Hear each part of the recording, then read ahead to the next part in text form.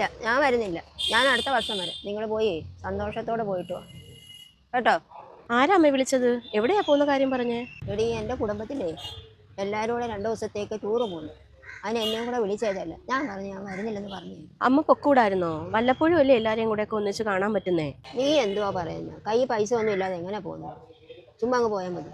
അമ്മ പൈസയാണോ? പൈസ ഞാൻ തരാറുന്നല്ലോ. അമ്മയുടെ മോൻ ഇപ്പൊ ഒത്തിരി സമ്പാദിച്ചുകൊണ്ട് തരുന്നുണ്ടല്ലോ എൻ്റെ കയ്യില്. അത് മാത്രമല്ല, വീട് വാടക കൊടുക്കാനൊക്കെ 4 മാസത്തെ കൊടുക്കാൻ കിടക്കുന്നു. അത് എവിടെ നിന്ന് എടുത്ത് കൊടുക്കും? അയ്യോ അമ്മ അമ്മയുടെ പറയാൻ വിട്ടുപോയതാ. വാടക കുടിശ്ശിക എല്ലാം തീർത്ത്, പോരാത്തതിന് 2 മാസത്തെ വാടക മുന്നേ കൂട്ടി കൊടുക്കുകയും ചെയ്ത്. അതിന് അവൻ്റെ എവിടെ നിന്നാണ് ഇത്രയും പൈസ? അതൊന്നും എനിക്കറിയത്തില്ല. എൻ്റെ കയ്യിൽ കൊണ്ട് തരുന്നു, ഞാൻ മേടിക്കുന്നു. ഞാൻ എന്തിനാ ആവശ്യമില്ലാത്തൊക്കെ തിരക്കുന്നു? മോളെ പറയുന്നോണ്ടൊന്നും തോന്നരുത്. ആണായാലും പെണ്ണായാലും എല്ലാത്തിനും ഒരു കണക്ക് വേണം. എന്നാലും ഒരു കുടുംബം മുമ്പോട്ട് കൊണ്ടുപോകും. കഷ്ടപ്പെട്ടാലും കുഴപ്പമില്ല മോളെ, കണക്കില്ലാതെ ജീവിക്കാൻ പറ്റത്തില്ല.